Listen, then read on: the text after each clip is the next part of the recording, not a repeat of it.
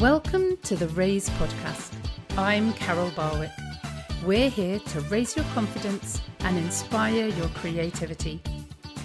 Each episode, we will have a different guest who will be discussing our Raise word. The Raise word is a word that will encourage you or empower you and at times inspire you to explore the word a little more for yourself. Well, hello everybody and welcome to the Raise podcast. I'm Carol Barwick. We always look at very interesting words here on the Raise podcast, but today we're looking at an incredibly important word, and that is the word anxiety. I'm going to be talking to illustrator Helen Hill and Lisa Barry, and we're also going to be talking about Lisa's daughter, Gracie, who has written an amazing book all about the word anxiety. But before we get into all of that, ladies, first of all, hello. Good evening. Hello. Hi. Thanks for having us. Oh, you're so welcome. Before we get into the book and everything that we're going to talk about today, what does the word anxiety mean to you? I'll ask Helen first.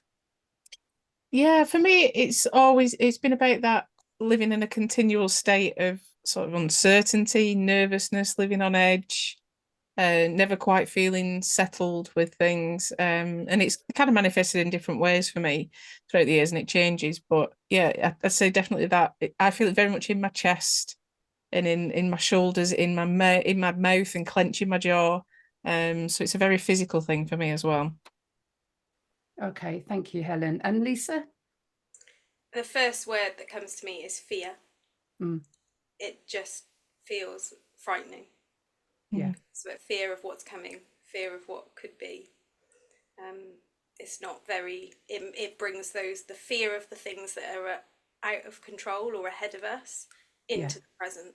And then, like you say, feel it in your body, Helen, don't you? Very much. Yeah. Yeah. As you know, I've got a community group, and obviously we're talking about this word this week as it's Mental Health Awareness Week as well.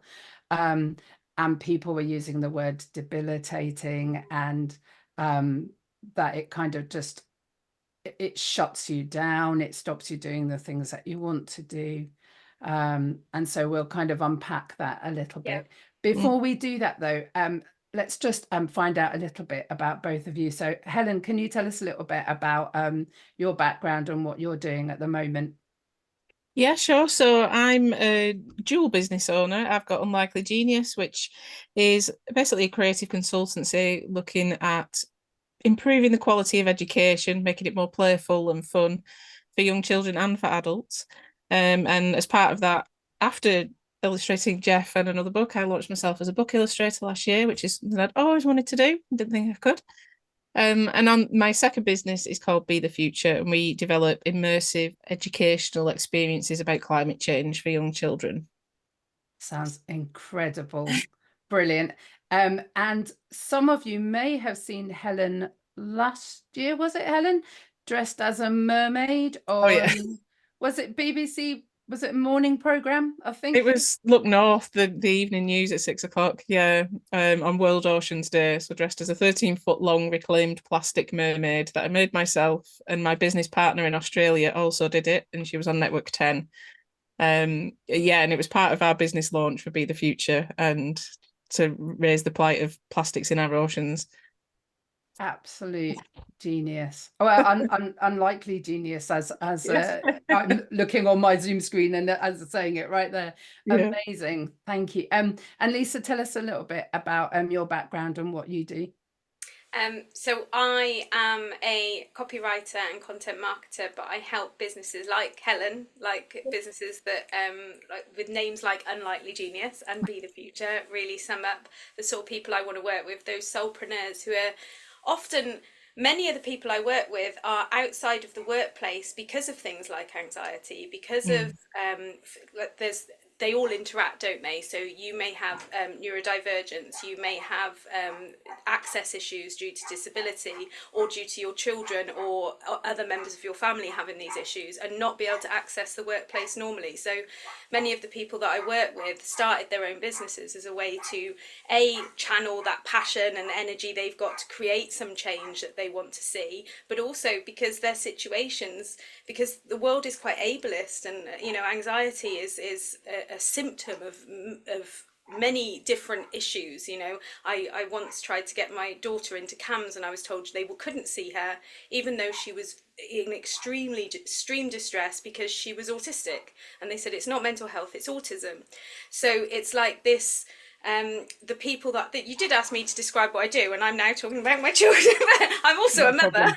Not a problem at all. But it's people who are trying to make change in these areas. They're often therapists and educators and coaches, and they're trying to make changes in the areas where the systems are under-resourced and over-prescribed. And so I help them to find their words so that they can communicate their message and grow their business, but also reach more people with these things that need to be said. That sounds brilliant. Both really important things that you do. And how did you meet together? Because I have you both together because you're on this kind of joint project that we're going to talk about in a minute, this Jeff and all that he stands for. So we will talk about Jeff in a minute, but how did you both meet? I did a 5-day challenge. I believe that was the first time we interacted, wasn't we? It was back in maybe 2019. Yeah, if not before. Yeah. I remember you going live for the first time on LinkedIn. Oh yeah. Yeah, I remember that. I was encouraging business. It was like a 5-day challenge, and to get into mission-led content, and Helen did that, and she signed up to my program, and then we became friends as a result, which is often what happens with the people who join my program. I basically pitch to future friends. That's what I do. Love that. Love that. But the bit you missed out of that story was she tried to get us to go live, and I said no. And was that not when I had my rabbit hat on? Yes, under the desk. Of course. Yeah. And I just held a sign up saying I'm not ready yet. Yeah. And then put it back down, and that was my video. That's a great first video. Come on. Did But it go I viral? still remember, it's about, and it's one of the things that I always talk about, and it absolutely is relevant to this conversation about anxiety. It's about taking those next steps, whatever they are. And you're saying you're not ready yet, but you did it. It may not have been like, hi guys, it's Helen here. I don't know if you've ever done it quite like that. No. But it sounds like you showed up as your authentic self, Helen. Yeah, exactly. Yeah, that's what people want, isn't it? And buy them a set chair, as you do, and I'm here for the rabbit hat. At one point, I think you should wear your rabbit hat, mermaid tail. Come on. Yeah. The whole lot. And I'm assuming that you're going to be sewing a costume for Jeff at some point so that you can also show us what Jeff looks like. Well, funnily enough, when I did the workshop in Gracie's school, it's in the wash actually now, but I did sew a top with purple monster material and wore it. So it's got little purple monsters all over it that look just like Jeff. I just happened to find it in a shop in Leeds. And it's like, that's Jeff. It is fabulous. And you made Gracie a Jeff teddy bear, like a worry monster, where you can put the zip, and inside is that same material. It's beautiful. Oh, that sounds amazing. So Lisa, tell us a little bit about Gracie and the book, because this is kind of one of the reasons why we connected. I think I was so excited to hear about a young person writing a book about anxiety. So tell us a little bit about Gracie. Well, I'm hoping that it's quite she's not here, and she sends her apologies. There is, and she said, we talked about it and talked about, we're on here to talk about anxiety, and it is anxiety that is keeping her away. Not actually the anxiety of doing this. That there's so much. She's in year 6, and she's got residential coming up. She's got transition stuff all the time. We went to the school yesterday. She's going back Thursday, the secondary school. There's a lot. And so Jeff, her anxiety monster, is certainly having a field day at the moment. And she just is out of capacity. So I said, are you okay if I talk, because we obviously wanted to get this out for Mental Health Week, and so she's given me permission to talk about her. So Gracie, she is autistic, and what some of the things that the challenges that she has because of things like living in a world that is not made for autistic children, is anxiety, the fear of change, the fear of what people are going to think about her, the fear of interacting with people. And she takes her a long time to build up trust with people, particularly adults. So people who are meant to help her, she finds it very difficult to ask for help. And she had an autistic burnout a couple of years ago, and we homeschooled her for a year and focused on her mental health. And in that process, one of the things you're trying to go to CAMS, you're trying to access these support services, and you get this tiny little, sorry, my dog's in the background, you get these tiny little periods of time to talk to a therapist, like 6 weeks at most. And it takes Gracie at least that long to even form a relationship strong enough that she can have an honest conversation. And we tried it before, and we just end up in dead ends, because they'd say, well, she's just shy, and yet she has all this internal turmoil and stress and anxiety going on inside of her. But when she was with me or with her dad, she was able to use her language to describe it very beautifully. And one day she told me about how her anxiety feels like a monster, and she thinks his name is Jeff. And she talked about him. She talked about where he lived, where he sat on a bed made of tears, how he would go up and down. Sometimes he'd be up in her throat so she couldn't speak. Sometimes he would be jumping up and down on her heart, and he would be there at night time, making it hard for her to sleep. And she personified her anxiety. And it was the language she was using about how he was slimy and he'd leave a residue of worry. You've got to write this down. I mean, the main reason we wanted that was so that we could take it to the CAMS therapist and say, this is what she's feeling. And that had made such a significant difference between how she then behaved after having that, how she was able to behave in terms of their relationship, and how they were able to build a relationship. I'm so sorry about my dog. And how they were able to form a relationship, and she was able to communicate more freely, because it had been cut through all of the niceties. We got straight to the point, straight to the problem, straight to being able to communicate what is actually happening, which is a big, if you're in a state of freeze, like you said, and that debilitation, actually being able to articulate what's going on is so challenging. You need to be able to express your needs so people can even attempt to meet them. And so Jeff was born, we wrote him down, and by sheer luck, one networking thing that I was running, Helen was there, and I was telling her all about it, and then Helen-fied it. So Helen, take us into that next bit then, because I mean I've got the book in front of me. Obviously we're doing a podcast. Can I just, before you say anything, Helen, because the way that she describes it is just brilliant, and I'm going to use it a bit later on.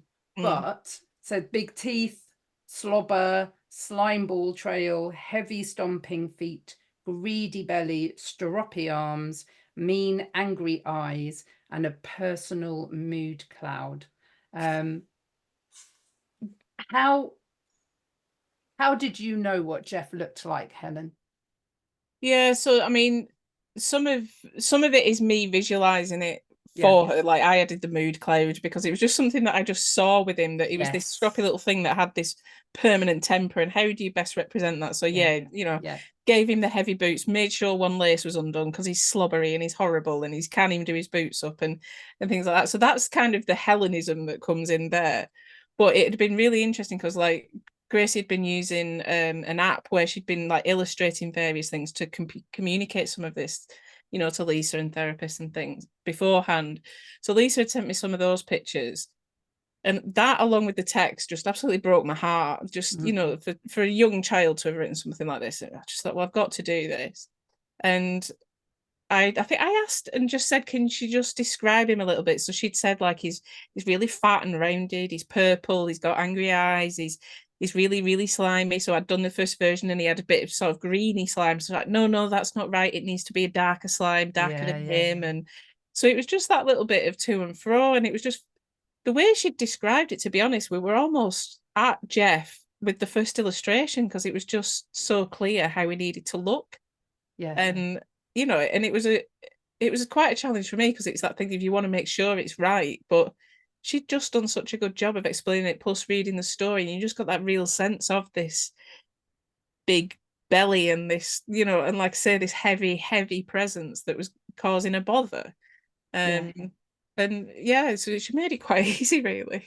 I mean, I think what's been so important in this whole thing is, first of all, Gracie was able to articulate it, and even though you're her parent, Lisa, still trust you to say it, because some children still wouldn't talk to their parents about it, but that lovely connection that you've both got, that she was able to tell you, but then you listened, and then you didn't just listen, but you both made it a reality, but also took away the fear from it by going to Helen and, you know, drawing it out and then giving it this different kind of power. So the power that the book has now got is that other people will hopefully be able to articulate what their Jeff, in inverted commas, I love doing inverted speech marks with my fingers on podcast, it's my favorite, but what their Jeff looks like. And as I said, we always do a challenge at the end, so that is going to be one of the challenges at the end. But what I love is that as a 40 whatever it is year old adult, because I can't remember anymore, because I'm, you know, when you get that old that you can't remember how old you are, I'm that old.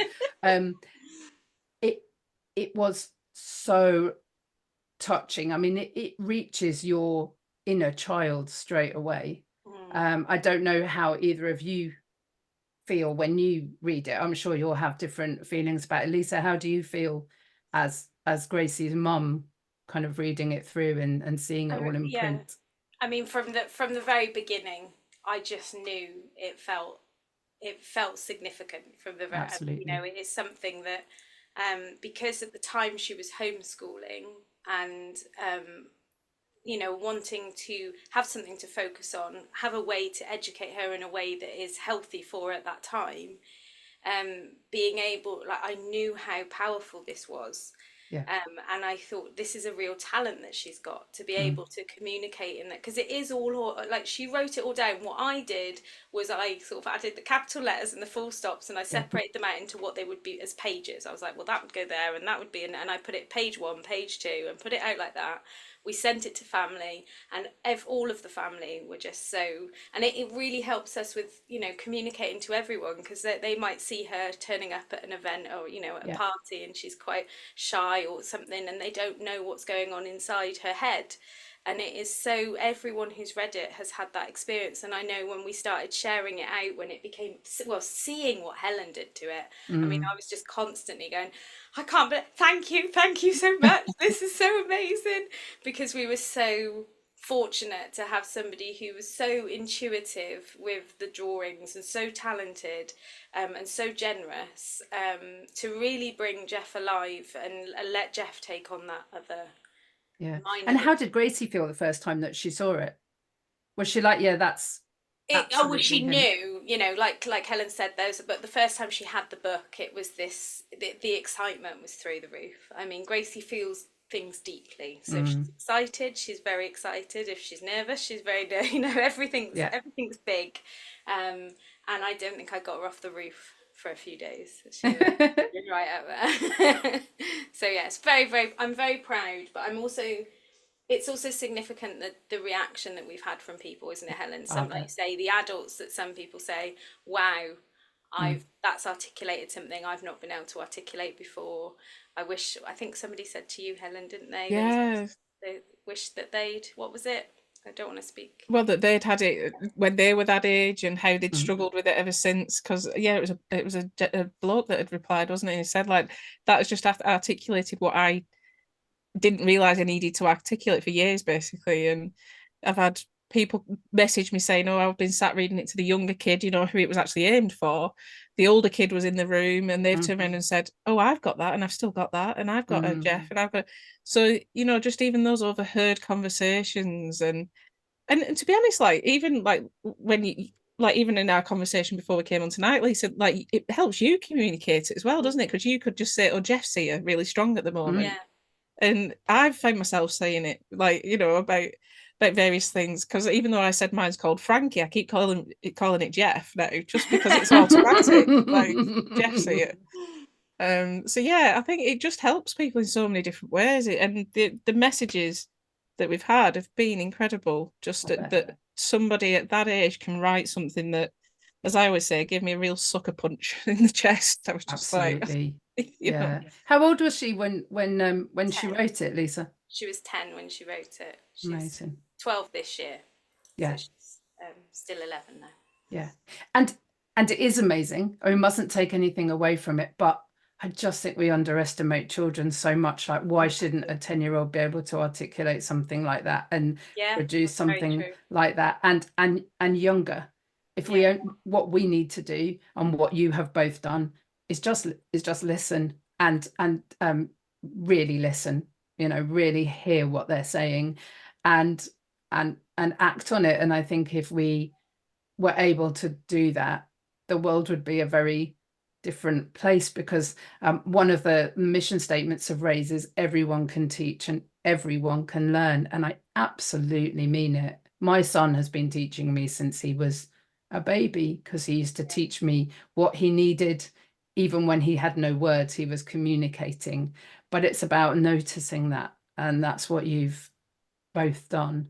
It's also about giving yourself that permission to take on that mentality. I mean, I did a whole session at a conference the other week about being a child again and looking from a child's perspective, because we put so many restrictions on ourselves as adults. And I've even had people, like when I promoted the book in one of the communities I'm in, someone say like, hang on a minute, a 10-year-old's written that and I'm worried about putting pen on the first page.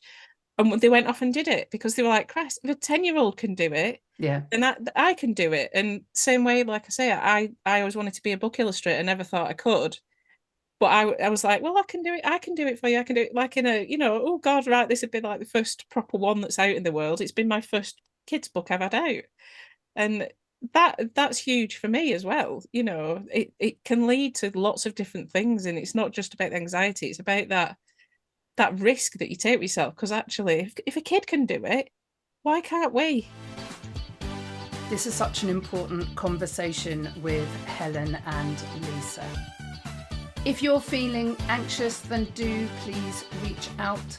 There are lots and lots of brilliant organisations and individuals that can help you. And if you want to know more about all that RAISE is doing, get on our website at www.raiseforall.com. Back to the episode. So we've obviously been talking a lot about the book and about Gracie, and how actually she's been empowering adults through her being able to really notice and articulate that anxiety. How have you both found ways to deal with anxieties? Because Helen, you said you have a Frankie who's now a Jeff, which doesn't sound at all confusing. But yeah, what kind of ways have you found to deal with anxiety in the past? Well, I mean, it's no surprise I've ended up with 2 because I never make it anything simple, as Lisa knows. That is true.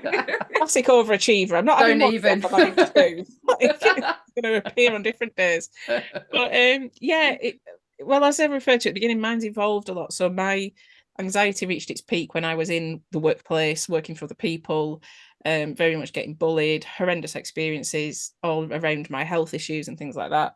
So that was a very different type of anxiety that I got to there, of the stuff I get now, which is more the kind of imposter syndrome stuff. And yes, I have moments where if my health is bad or whatever, like, you know, everything exacerbates and builds together, and I can end up in a place where I have had panic attacks since going self-employed, but it's been few and far between. Yeah. And there really is generally a really big cause, like clients that haven't paid for 4 years and that kind of thing. So having to take them I'll to do court it. and that kind of thing. But yeah, so for me, I've had to really increase my awareness of those triggers for me, and when I can see that I'm sliding into that place, Yeah. because I mean, there was just no way I could even control it when I was working for the people and stuff, and I ended up having a right meltdown. But now I can sense that things coming. Like at the moment, I know that I'm constantly clenching my jaw and my teeth, and that's a sign of like, right, I need to just find something to switch off, to step back. I went to sewing for the first time in weeks just because of bank holidays and stuff last night, and at the end of that I thought, wow, that 2 hours is the longest I've gone without emails and touching my phone for weeks, just because of various things I've had on and waiting for funding bids and all sorts.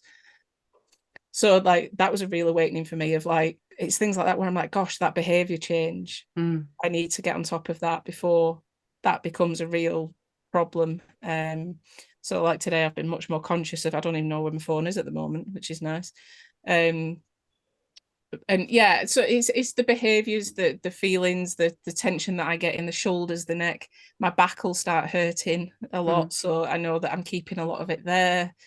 And yeah, I need to get outside, I need to see people, because I tend to get my head down, work, and obviously that's not the best for anyone. So it's a real thing of like, right, stop and do something to make me stop. Yeah. So kind of those reminders and the noticing those kind of those trigger points, isn't it? What about for you, Lisa?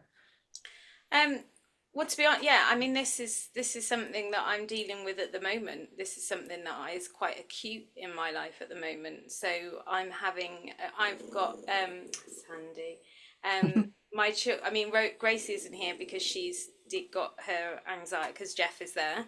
Yeah. And that impacts me because on a daily basis we don't know if she's going to school at the moment. Yeah. And then I'm just thinking about popping the dog out. Is that really horrible? I'm so No, that's absolutely fine. I know if you were going to say it. Don't be anxious about it. I was just like, can I do this without actually saying it? But it wasn't going to be possible. I was wondering about saying to people that you were with a lion or something, just to make it a bit more exciting. If they actually see the dog, she is like a miniature lion. She's very yes. So I'm one of the things that really wonderful therapist told me once when I was really struggling with things that I can't. So Gracie's got her needs. I've got 2 other children who have got their own different unique needs, and they all seem to need a lot at the moment. And me and my husband don't live near any family. He works long hours in mental health and deals with really strong severe mental health issues on a daily basis. And we're both really strung out, to be honest. And it's that, like Helen said, the environment, and our environment is not in a controlled place at the moment. So anything can happen. I wake up in the morning and that's the fear. That's where I feel the anxiety, when I don't feel like I have control. So one of the things that I just try and keep practicing is this, like just in the moment, that breathing fully, completely out. I do all these breathing exercises. I don't do enough of them. It's something I know I need to do more of, but I used to do lots of sort of 7-11, breathe out more than you breathe in. And I said to this therapist once, well, I've been trying to do this, but I keep having these panic attacks. This was again with stuff going on because my older daughter is very severely bullied, and it's, and we've had very serious incidents as a result. And I said, I feel I just can't count. I can't think to count because I'm in that panic mode. And she said, yeah, that's not going to work. That's not going to work when you're trying. She said, oh, well, just breathe out. Just breathe out to the point that there is nothing left, that you are literally just like and then it will force you to breathe in, and as that you force to breathe in, that's the resetting of the nervous system. And you know, it doesn't solve the problem, it doesn't make it go away, but quite a few times over the last couple of weeks I've just stood there and gone, yeah, I'm trying to do all the other things, trying to take control of my environment, trying to rest, trying to like I had a headache this afternoon and I was like, I know this is all the tension, this is everything that's building up, I need to rest. So I cancelled work and I rested. And I just make sure I breathe out. But there's sometimes we just can't control stuff. And you know, it's very easy to sort of, sometimes in our lives we can put these things in place and try and, you know, create helpful and healthy habits and environments. Sometimes we just have to breathe out. Yeah, it's really interesting that you said that, Lisa, because I think both of you know that I've got long COVID. So one of my anxieties is literally breathing. I have something called air hunger, which means that I find I can't catch my breath. And it leads to me feeling very panicky because I think I'm not going to be able to breathe in. But I have also realized that breathing out is more important than breathing in. And as long as I can keep breathing out, I'll be able to breathe in a little bit, enough, and then I can breathe out again. And that was a real game changer for me, because when I have air hunger, that I cannot breathe in enough, that isn't going to happen. But reminding myself that I can breathe out helps me to kind of calm down and realize, as long as I can do that, I am actually still breathing.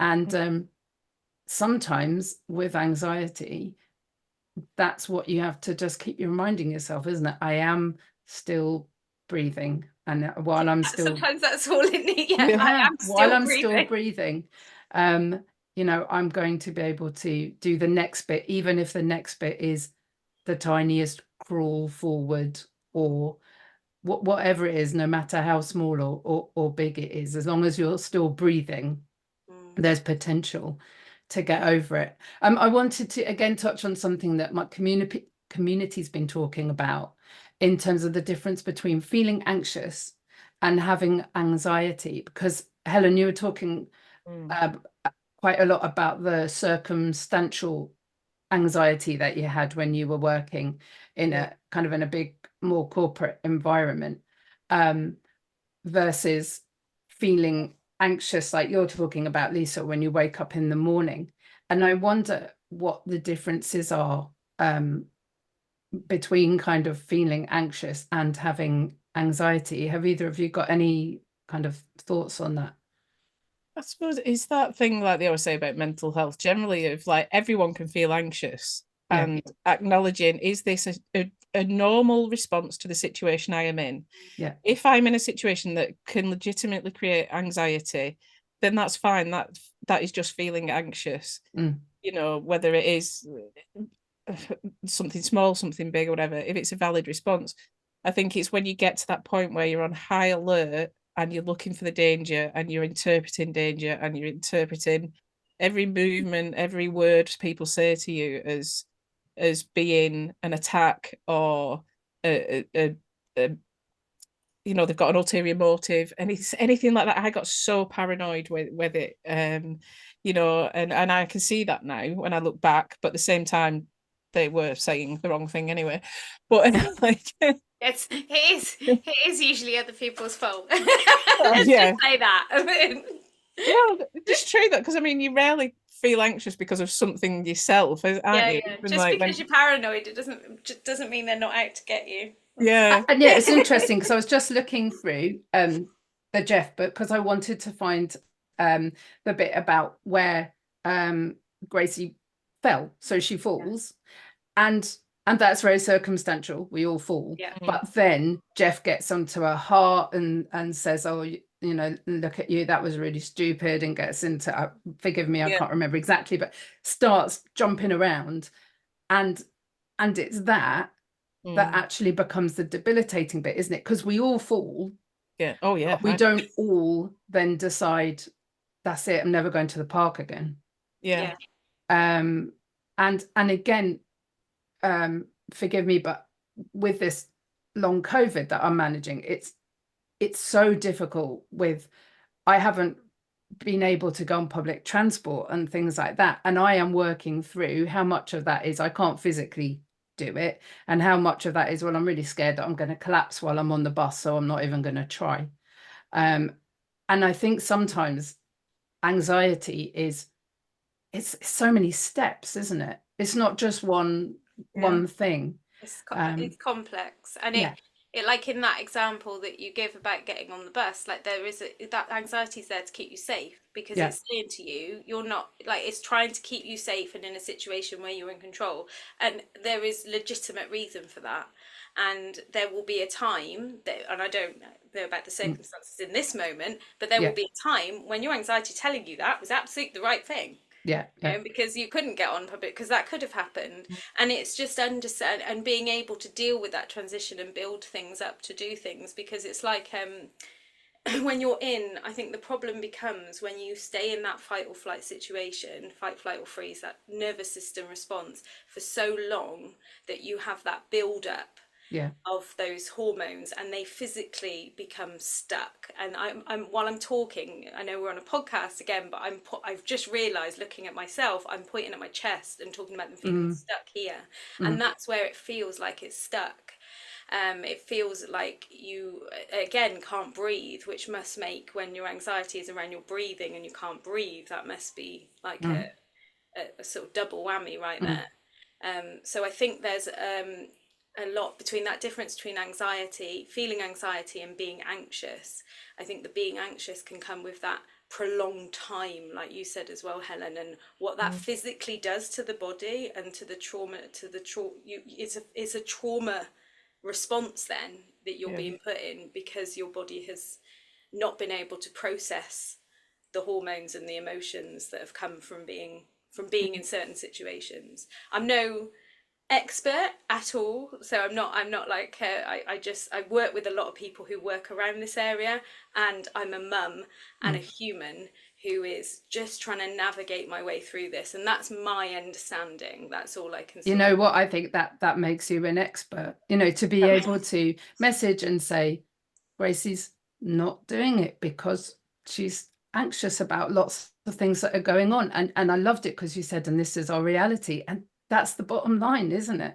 So you are definitely an expert. That's what's lost in corporate world, because they don't have the time, the energy, the compassion, empathy, anything to just accept that people have that. And I was just always told that classic snap out of it, you know, just pretend to be someone else while you're here, and that kind of thing. And how is telling someone that's so anxious that they feel they're getting attacked every minute, how is it right to tell them to then pretend to be another person and knock them down even further? And because it's all about the KPIs and the sickness factor, and that's just not the way we should be treating humans. I think that description that Lisa's just given, and, you know, being a mother and understanding it, that's what businesses should be showing. And, well, we should all be showing that, whether workplace, home, whatever. And it is a great frustration of mine that it's one of the most unappreciated and understood things of how debilitating it is when it is bad. We're getting towards the end of the podcast, which I'm not happy about, to be honest, because I could talk about this for ages. I do want to just talk about what is the kind of future for Jeff. What are you wanting to do with it?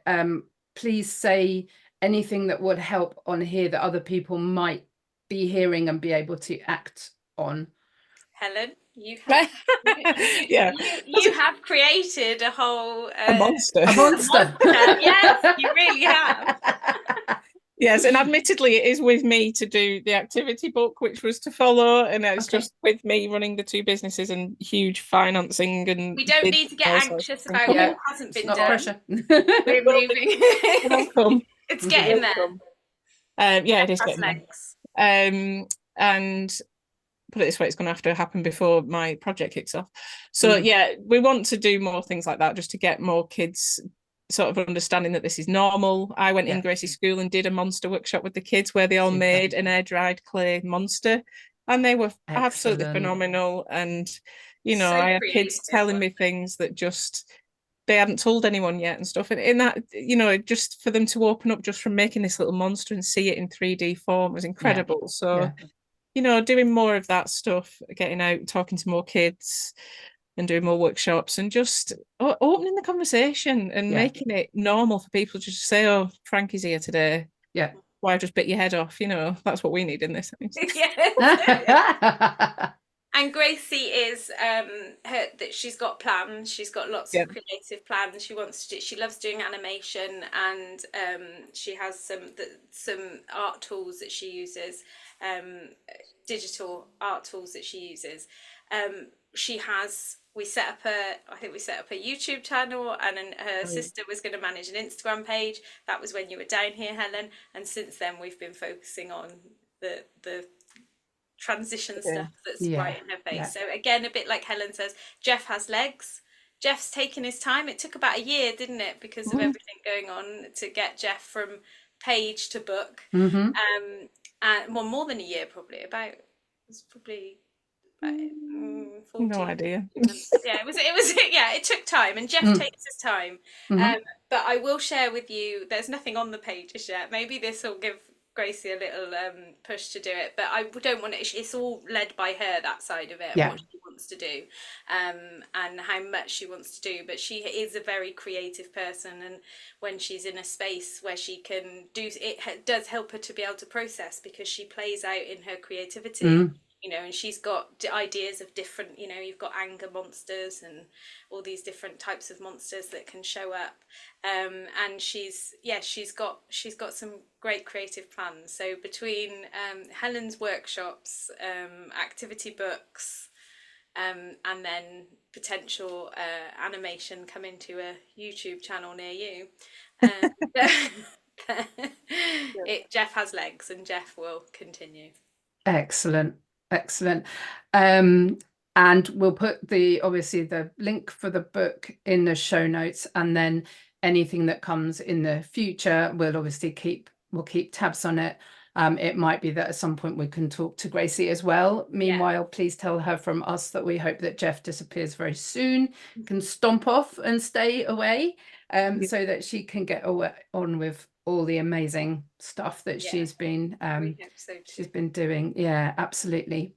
So we come to the part of the show where we share a challenge. So I think it is just saying to people listening, what is your Jeff? What does your anxiety look like? Could you have a bit of courage and get something onto paper, and how does that feel? And obviously there are lots of groups and people that we can help you to reach out to if you're really finding your anxiety completely debilitating. So do reach out to us, and we'll put you in touch with the right people. But what does your anxiety look like? And if you were to put it on paper as a song or a rap or a character, how does that feel to actually kind of, I don't know, monsterize it, personalize it, animalize it? That's our verb. To monster. To monsterize. Yeah, we'll have that as a raised word, to monsterize it. Yeah. Now, ladies, what we normally do at the end is I normally do a poem, and it just doesn't feel quite right. So I'm not going to do that this time, because I want Gracie to be the star. So I'm going to leave it there for today, and say thank you so much for being on, and sharing what Gracie's been doing, your expertise, Lisa, and Helen, your brilliant creativity. And I very much look forward to seeing more of the journey, and also seeing how people's lives have changed from listening to this episode and getting the book. So Yeah. thank you, Lisa. Thank you, Helen. Thank you Well, so thank much. you. Thank you. Bye-bye. So normally I would be creating a poem, but I want Gracie to absolutely shine. And so I have the privilege of reading her book. Now, obviously you can't see the pictures, but actually it's such a beautifully articulated book. I think you'll be able to see them just fine. So this is Jeff. So he's a purple monster. He has big teeth, slobber, slime ball trail, heavy stomping feet, a greedy belly, stroppy arms, mean angry eyes, and a personal mood cloud. I wonder how many of you have got personal mood cloud. This is Jeff, short for Jeffrey. Jeff is the name I give to my anxiety. He is a purple slime ball. Jeff sleeps at the bottom of my chest. He's always there. Even when I'm having fun, I can feel him lurking. When something happens that scares me, Jeff climbs up to my heart and jumps on it, making me feel like I can't breathe. He goes back down for a nap on his bed made of tears, but his gooey body leaves a residue of purple slime behind him. There's always a residue of worry there. When it's time for me to go to bed, he drags his teary bed up the ladder to sit on my heart. He wiggles and jiggles, tosses and turns, making sleep so hard for me. Naughty Jeff. Didn't do nothing. This is my heart one happy sunny day in the park. It is beating fast because I'm running and playing. But then I tripped and fell. I couldn't run any more. This woke Jeff up from his slumber. Jeff ran up the ladder to my heart. Cooey, I'm back. Ha ha ha, you fell. He shouted at me and laughed. Everyone is looking at you. Everyone is talking about you. He kicked my heart and started jumping on it. My mum scooped me up and cuddled me. This didn't make Jeff go away, but it did shut him up a bit. So this is my advice to you. If you have worries that feel like a gooey, slimy monster, first step is to give it a name and draw it. Make it look ridiculous. Laugh at it. You could give it useless stumpy arms, 2 frizzy strands of hair, 3 wonky eyes, a massive mouth, holy underpants, a big butt, broken leg, wonky, goofy teeth. I'm going to call this one Grumpy McBigbutt. Your worry monster is not you. You are more than your worries. The end. And Gracie wants you to remember, you are not alone, and you will never be alone. And that's the book. This is Jeff by Gracie Barry, illustrated by Helen Hill.